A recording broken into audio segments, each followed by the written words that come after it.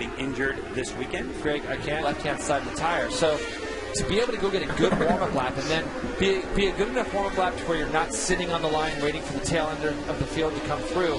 I've noticed a few of our top guys kind of were slow off the line, which means that they probably pulled over first turn, second turn, and then did a really ripping lap from there in so that when they come back to the grid, their tires are warm. We've seen a lot of little low-side incidents this weekend, more than we could count, and I think that for this particular start, this particular race, getting a good warm-up lap is going to be one of the last ones there on the third row to take his spot on the grid, and now we're ready to go. Look at Joe Roberts right there, the number 45. That is the M4 Sport Bike Track Time Gear.com Suzuki entry, as now we're going to see those red lights, and when they go off, we're going racing. Can Joe Roberts get the launch into turn number 1? Boy, it looked like the middle of the road. Number 31 Gerloff with a great jump. Yeah, it's a quick start down here to turn 1. You see J.D. Beach is trying to get to the lead early. Benny Solis slides into third place.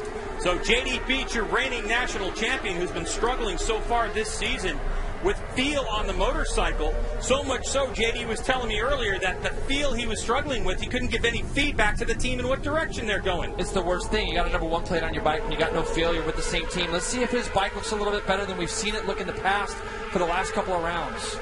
Looks like everyone's getting through there cleanly. Looks like Melissa Paris there, the 13 bike. The last rider, as we look at a pair of Graves Yamahas up front, the YES Graves Yamahas. The number 1 right there is J.D. Beach, 31, Garrett Gerloff. Now we're going to be able to see what Joe Roberts actually has here. This morning we saw him run extremely fast, consistent lap times. He didn't get the best start. And, like you said, he wanted to try to see if he could get away. He's going to have a little bit of work to do before he gets the opportunity to do that. So you can see J.D. up into this tight right. It's a little bit tighter than Garrett. So J.D. hasn't led for a while. I know he led a little bit at COTA, but Garrett pretty much dominated that race. Atlanta was a little bit more of a struggle. As you see J.D. get a little loose. Now we're going to go up through the gears, second, third, fourth, through this little fast S section onto the fastest turn that we have here at the track, Greg, our last corner. So J.D. Beach leading the way right now, coming onto the straightaway. What kind of driving is he going to have? As Gerloff loves to get into that slipstream. And here comes Gerloff. He's out. He's on the brakes. J.D. Beach sideways. Maintains it. No, he's got to go wide. As Gerloff goes up underneath the inside. And so now it looks like Benny Solis was trying to make a move. But, big wheelie out of J.D. Beach. He's able to hold on to that lead. And it looks great. Like he's just trying real hard. If you look at Garrett looks like he's very comfortable riding around back there. And what a great thing to see Benny Solis running in third. They've been doing a lot of testing on that bike out in California, the CVMA series out there. And he's doing a great job just kind of tagging on the back of these two front Yamahas right now. J.D. Beach, former dirt tracker turned road racer. Did some dirt tracking during the course of the year. Last year he decided to wrap it up and focus on road racing. And look at that number 1 plate. So the same plan this year when road racing started. J.D. Beach said, nah, not going to dirt track for right now. So J.D. Beach leads the way from Garrett Gerloff, number 35 on that red and black machine. That's the lone Honda in the field. The American Honda, look at your CBR 600RR, doing a great job right now in third spot. Joe Roberts, our pole sitter, sitting there in fourth. And I'm looking back there and I'm seeing Valentine just kind of chilling out.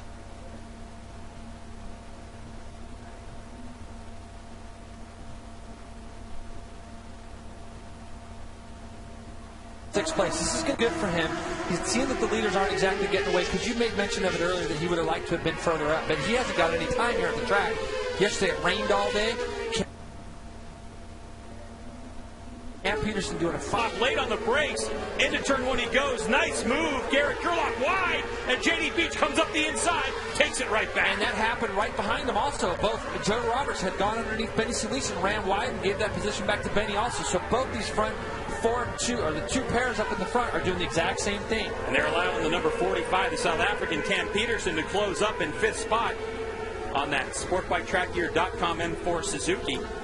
So now J.D. Beach continues to be hounded by Garrett Gerloff, and that's allowing Benny Solis to stay right there in tow.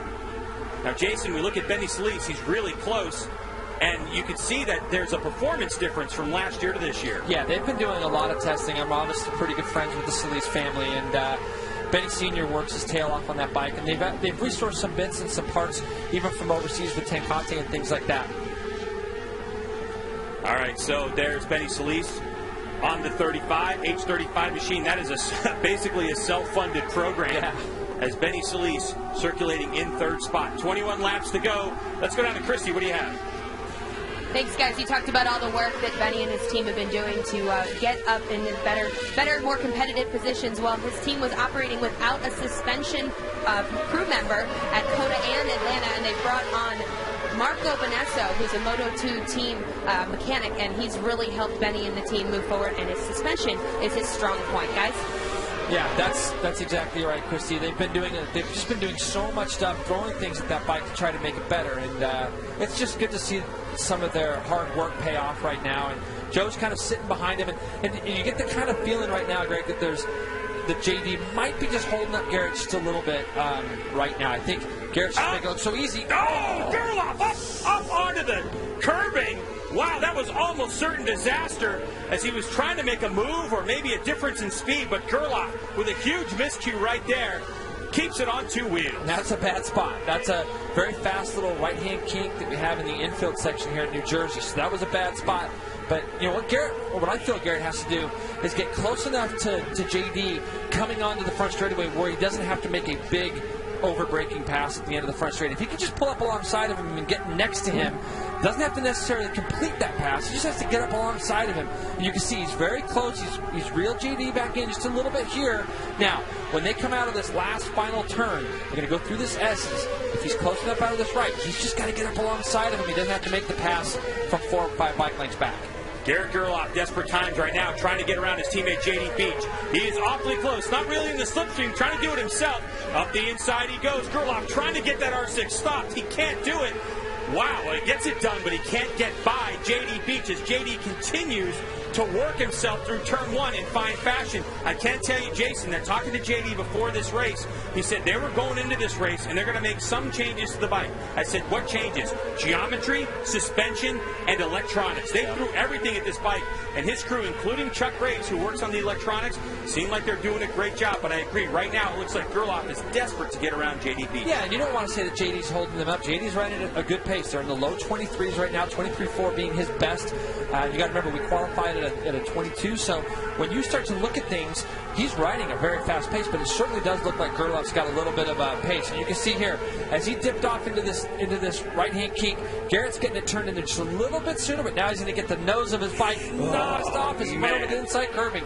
Really lucky. That was a big motocross move, and he definitely, Garrett Gerloff, is a motocross kind of guy. So he used his moto skills right there. As now Gerloff gets his R6 turned in a hurry, and side by side they go, but JD slams the door on him. Again, he's just running a little bit different line, but see, he's got this gap, and JD's incredibly good out of this last corner. You can see he gets the bike turned a little bit later.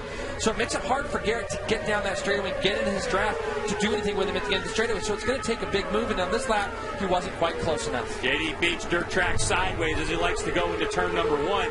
You can see a lot of movement by JD, a lot of movement from his motorcycle too.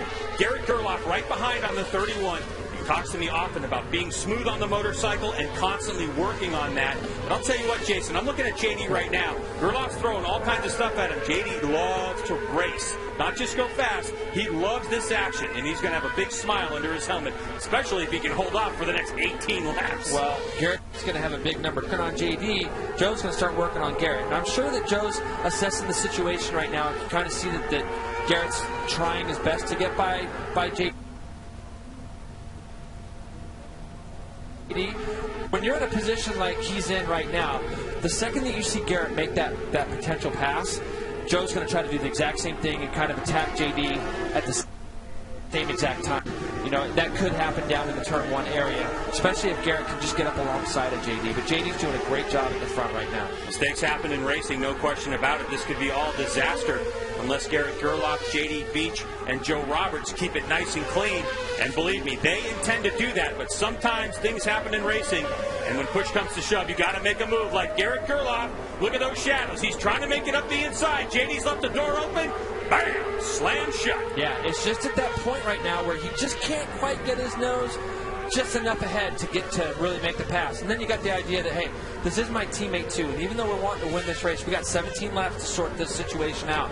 So He does want to make that pass, but it's going to be a big committing pass that he's going to make, or it's going to have to be a mistake by JD. Joe Roberts and I is in third on the 27 bike right there, that yellow and black Yamaha R6. We talked race strategy before the race, and Joe said as he makes the move now past Kurloff into second, he told me if he's got the pace, he wants to control the race and get out front. It may look like right now that Joe Roberts feels he can go faster than anyone and wants to get out in a hurry. Yeah, and now this is going to make Garrett want to do some moves even quicker now, because now Joe's going to get his shot. It also looks to me, I didn't see Cam Peterson right behind Benny Solis, who's going with these two in the back of our shot. Now, one spot, we've both seen JD and Garrett's bikes turn, or Joe's bike and Garrett's bike turn really well. JD runs it a little bit wide in this tight left here, but it looks like he's okay. Great shot now. It looks like Joe Roberts has got things in hand as he twists the grip on that Wheels in Motion Mean Motorsports Yamaha. We got 3 Yamahas up front and a Honda CBR 600RR as one more time across the stripe. Now it'll go to 16 to go as Roberts looks like he had an inkling there for a moment. It doesn't look like at this point you want to try to fight JD into turn 1. He's very strong there. Well, he's really strong coming out of that last corner, Greg, and he's incredibly good on the brakes at the end of that straightaway. So those two combination of things are going to make it really hard on the rest of these guys. So they're going to have to get a little bit creative, the 3 guys here. They're going to have to try to get creative and where they're going to try to pass JD. This is not an easy track to pass on, as you can probably see. This is a spot where Joe might have a go. No, JD's just too good on the brakes, and you can see that gap kind of open up. Word is that Cam Peterson, who was in 5th spot, the South African, crashed out of the race. So that moves Valentine DeBees up into 5th with Bryce Prince in 6th, Connor Blevins in 7th, Dakota Momola in 8th, Travis Wyman 9th, and Mike Selby in 10th spot. But back up front, this battle with 4 riders, 3 Yamahas, and a Honda is raging on. Joe Roberts, full of confidence, full of bravado, had a race strategy in place, and I'll tell you what, he is looking good right now. Christy, what do you have? On the Super Sport bikes, most of the riders chose a soft front and a medium rear. Cam Peterson chose a medium front. Okay? Yeah, that's a risky thing with these temperatures, Jason. Yeah, it can be, but you're going to take chances sometimes in these kind of events. And then if you get a tire as a rider that you really like, you have a tendency to stick with it. Now, you can see on that particular lap there, Joe's in a little bit deep. You see that gap just open up, but JD is just too good on the brakes there at the end, and we're making some ideas about Cam because he had a tip over there, and it could definitely have something to do with it, but we've seen so many of those incidents this weekend. So Cam Peterson done and dusted right now for this particular race. He'll have another crack at it tomorrow, possibly in the rain. We'll talk about that tomorrow. He likes the rain. But right now, it's number 1, JD Beach, leading Joe Roberts on the 27, 31. Right there is Garrett Gerloff, and 35 is Benny Solis. Now, what was interesting to me last go around into turn number 1, that was the tightest I've seen JD take line. It looked like Joe Roberts was going to make a move. It's almost like JD's got eyes in the back of his head right now. Yeah, he's being defensive. He knows those guys are there. He's looking at his board every time by and seeing +0 as Joe Roberts loses the front big time right there and is not going to allow Garrett to get up underneath him. He's trying. Garrett's going to try to do it. Joe's going to lead on him. Side by side they go. They're going to have to transition the bike over. You can see that he had a look. Joe Roberts, and now Garrett Gerloff grabs 2nd spot. Next victim for Joe Roberts, if he can't hold it together, is Ito Solis. I feel like both Joe and Garrett feel like they should both be leading this race right now, but JD's just done such an outstanding job up at the front, just holding them off. So now you got Benny trying to draft by Joe. He's going to double draft from those Yamahas, but there goes Roberts up the inside. So Roberts takes position. It looked like Benny Solis was trying to do the same thing. He can't do that. All the while, these 3 are duking it out, and JD Beach is eking away as Roberts now goes up and over the paint. That was almost a huge miscue as well. He's making it just hard enough on these guys to try to pass that we're seeing a lot of mistakes right now. So, but that said, this is the best I've seen Joe Roberts' bike look all season. He looks so much more comfortable, so much like himself. He won the Superstock Championship last year, came here, dominated in the rain, did really well in the dry, and now he's just trying to get that feel back that he's been looking for. But right now, JD's been able to keep this little bit of a gap that we're seeing him open up on Joe and Garrett. JD Beach, who started off the season with a 2nd, 3rd, and 3rd so far. Great podiums, but we haven't seen the JD Beach of last year as Roberts now motorcycle is twitching under protest. This could be the breakout in confidence that JD Beach needs as round number 3, race number 1, is in the middle with 14 laps to go. Christy. JD still on the hunt for that win this season. He admits himself that he's been struggling to pinpoint the issues he's having with his bike to relay that information to his team and crew. But this weekend, they've targeted those issues, and he feels better and like he found his groove. All right, and finding his groove is Garrett Gerloff as he makes his way past Joe Roberts now into second spot. So that was a good drive, draft, and late braking move into turn number 1. So now the order shifts. It's Beach, Gerloff, Roberts, and Benny Solis. And these guys are just kind of stuffing each other up a bit. It was a great pass by Garrett down into turn 1 just now. But it's a matter of how can we bridge this gap? Now we got to work with each other a little bit. Neither one of us have been able to do anything when we get there. We got to work with each other a little bit. Let's get back at JD, who's just running consistent, perfectly good lines. He's just doing the right things right now. Last lap, back into the 23s, 23.7, which is very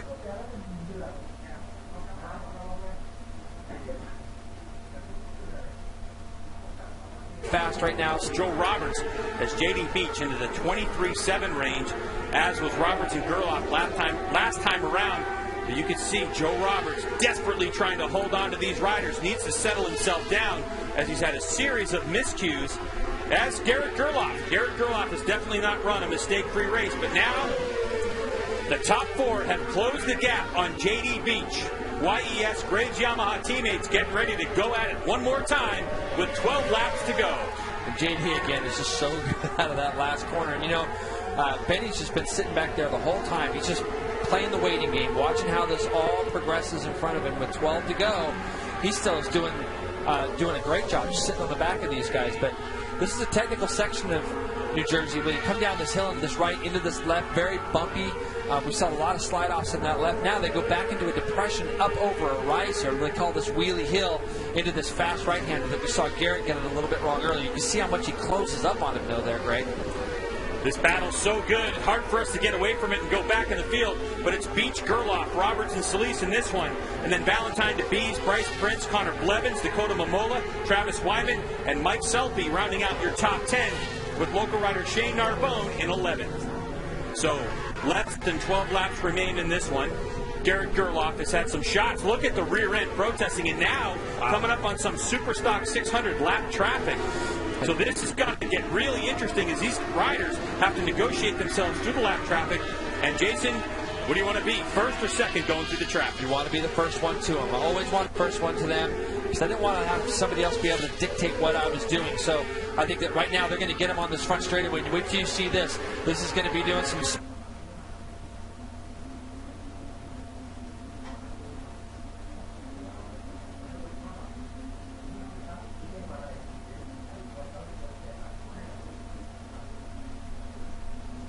splitting of traffic. Going to be who can get by these guys before turn 1. And it looks like Garrett and it looks like JDR, but look at Joe. Joe's going to get stuck as Garrett's trying his best to get underneath those two.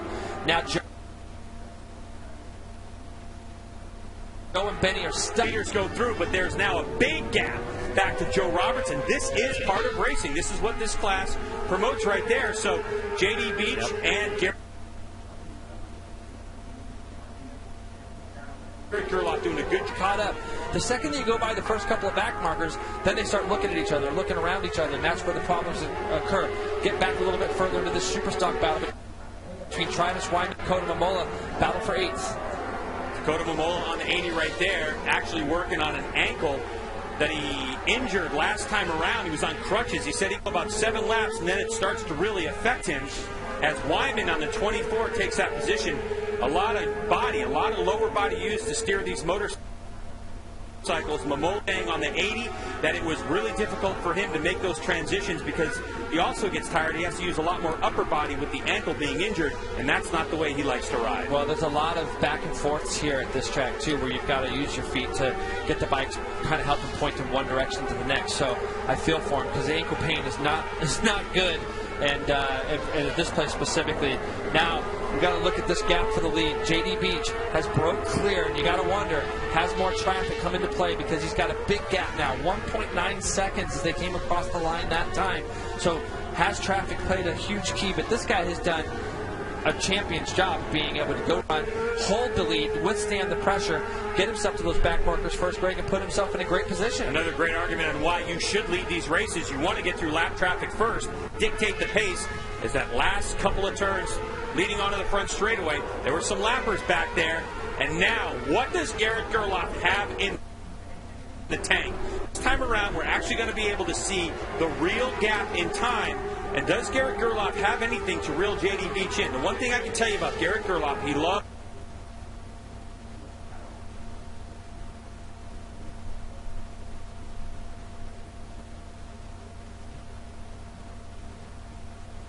to win races. He wants to win, but he also knows that he has a championship at hand. Garrett Gerloff, in the last couple seasons, has not had a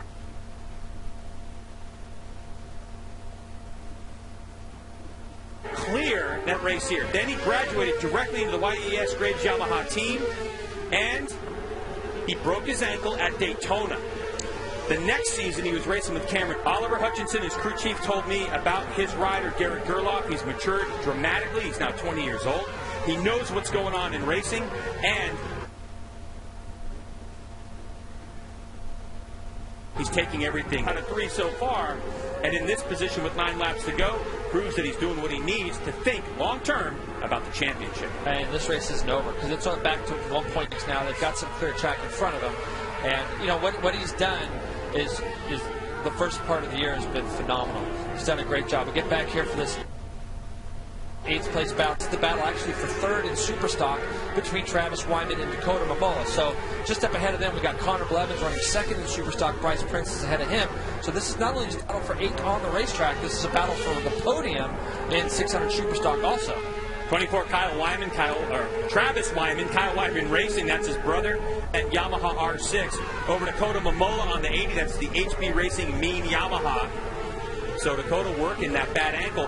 When I talked to Dakota about why he decided to come to this race, his dad, Randy Momola, of course, who's a legend in 500 GP racing, suggested to Dakota, look, go to New Jersey, collect as many points as we can to get out of there, because you've got to think championship. And today was the day when he's thinking, Dakota, I just have to finish. Tomorrow, if it does rain, there's a 100% chance the rain happens. Dakota said it's a lot easier for him in the rain, even though he hasn't raced in the last 2 years in the rain. Dakota Momola, it's still a lot easier on the body.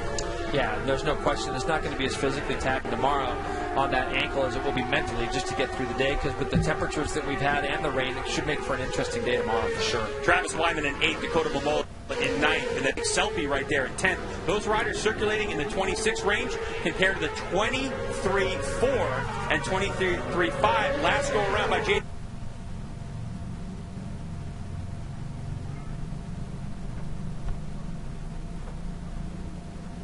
Beach. Give you an idea how fast J.D. Beach is going. 23.452, fastest lap of the race. 23.495 his last go around. But these riders having their battle. Looks like we saw a little bit of a puff of smoke right there. Wow, Not sure like what dust. that was. Yeah, a little dust, maybe a puff of smoke. Not sure, as Wyman now continuing to circulate this racetrack in fine style and hold off the advancements of Momola, Selfie, and Narbonne back there on the 64 in 11th spot. Boy, at top 10, again, 2 battles going on at one time on this racetrack. You have Super Sport and this Superstock 600, easy to tell. Red number plate backing with those. Oh, and there's the 181 of Ann Roberts, who crashed out of this race. This looks like it's going to be turn 5. Yeah, you can see it's actually that looked like Carolyn. That's Carolyn Olsen, who's that's Carolyn Olsen that's gone down in turn 5 area.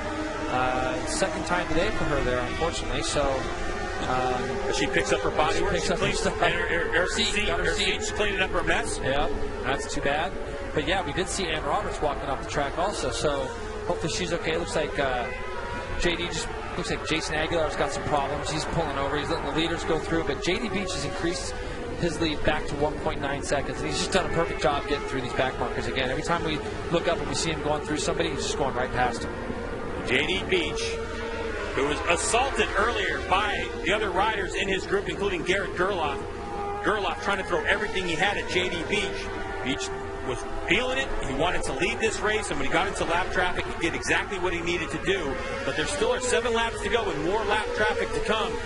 And with the way that this racetrack has been all weekend long, you can't count your chickens before they're hatched. No, he's done a great job. JD's just ridden so well. And you look at his bike, looks a lot more stable to me today than it had even in Atlanta. Under braking in Atlanta, it was moving around a lot underneath him. But you know what he did? He gathered all those points, even though he wasn't happy with the things. And I remember the second race in Atlanta when we saw him, he didn't look happy. No. JD's always happy. For those that don't know, JD's usually always a pretty happy guy. And he wasn't happy after the second